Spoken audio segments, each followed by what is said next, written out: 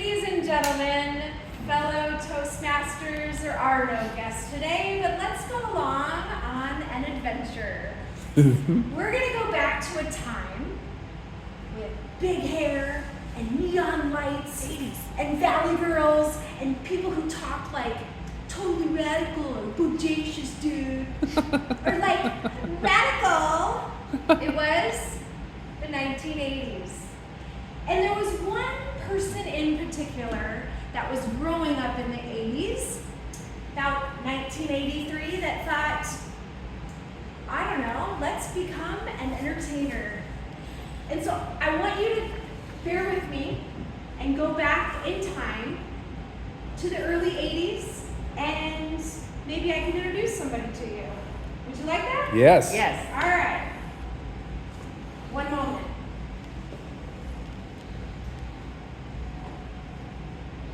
Ta-da! Here she is! Okay, well, not really. I mean, I look kind of silly. I've got on, some overalls. I wore this back in the 80s. I put on some silly clothing. I've got a goofy hat. I even have some silly socks. Awesome. And you know what? To be honest, this is how I got started. I learned under J.J. Giggles the Clown. She was my neighbor. Really, like I had a clown, a professional clown as my neighbor. And her daughter was my same age.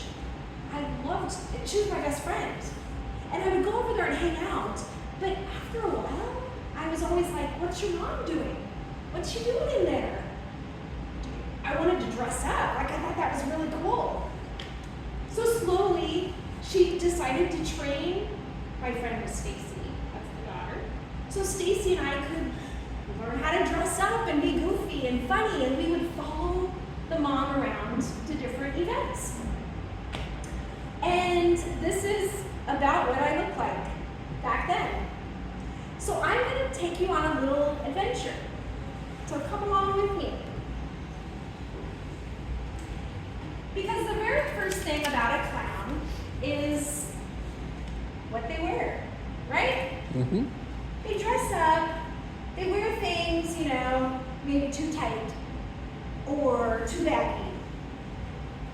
It's usually just a lot of fun. And you know what? It doesn't have to be fancy. It doesn't have to be store-bought even. A favorite little toy just to attract some attention. And a few little props, things that are colorful and fun. And, represent the times.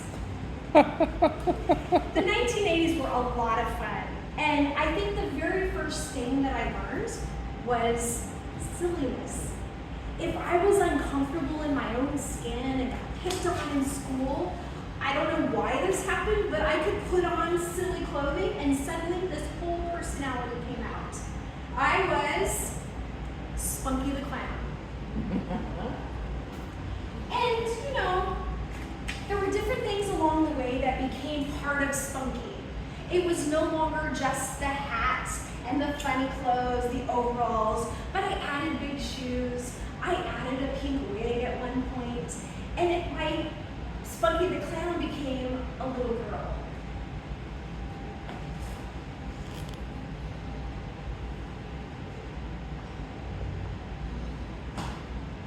And I loved to be silly, and it was a lot of fun, and I would go to picnics and birthday parties, and I would twist balloons, and I would have a lot of fun.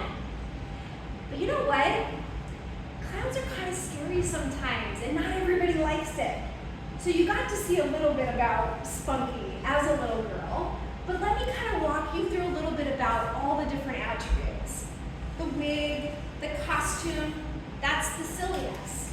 You have to have a little bit of silliness and adventure.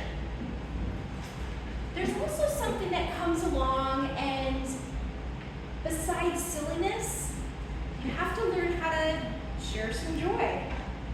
And one of the fun things that I always loved doing was twisting balloons. I love twisting balloons. It was so fun. I would tell stories. Sometimes I would be entertaining children as I'm twisting balloons and bringing something to life. And I thought, it's been a long time since I've twisted balloons. Do I still have it? Sure enough, the treat never goes away. And you can still enjoy. That's so cute. And you share the joy along the way. And sometimes I would meet individuals, and there was one girl in particular, little girl, very quiet and shy. She stood in this big long line. There was kids of all ages, and I was there to twist balloons for about 6 hours. And she had a frown. She was kind of quiet. She was disheveled. She didn't have on, the latest whatever. And I was drawn to her because I thought she needs a little bit of joy in her life. And, so I'm twisting balloons, and I'm telling others, fun stories. And it was that little girl's turn, and she comes up, and I spent probably the most time with her. Sure, there was other people waiting, but I made her like a really cool hat. Nobody else had that hat. And I made her something else that was really fun and special. And she had the biggest smile on her face. And when I handed it to her, I realized that being a clown was way more. Being a clown was way more than just being silly and sharing joy. Sometimes it meant passing that along and making that connection with others.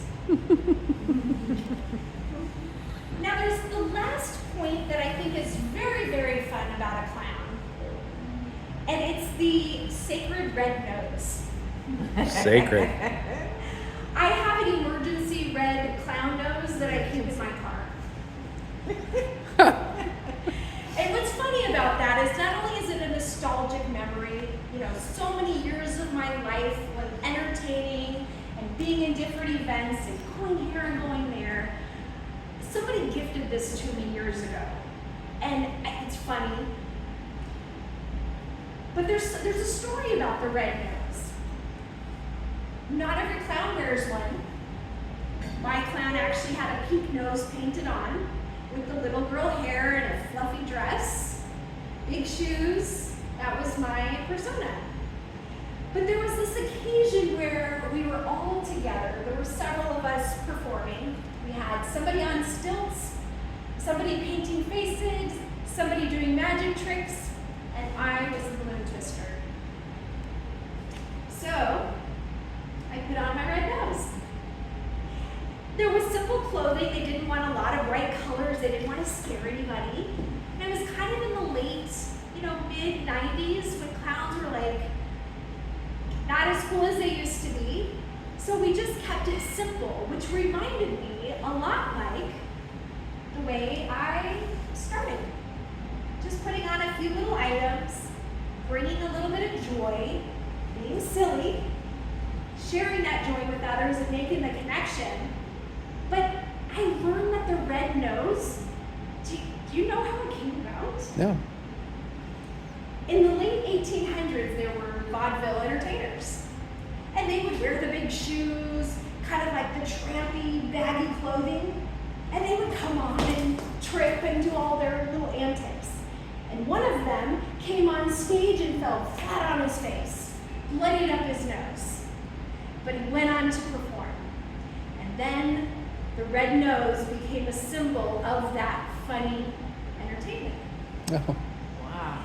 So between the silliness, the clothing and the attire that clowns wear, and the joy that's spread, and the iconic symbol, I think this adventure requires everyone to allow a little bit of clowning around. Thank you. Fantastic.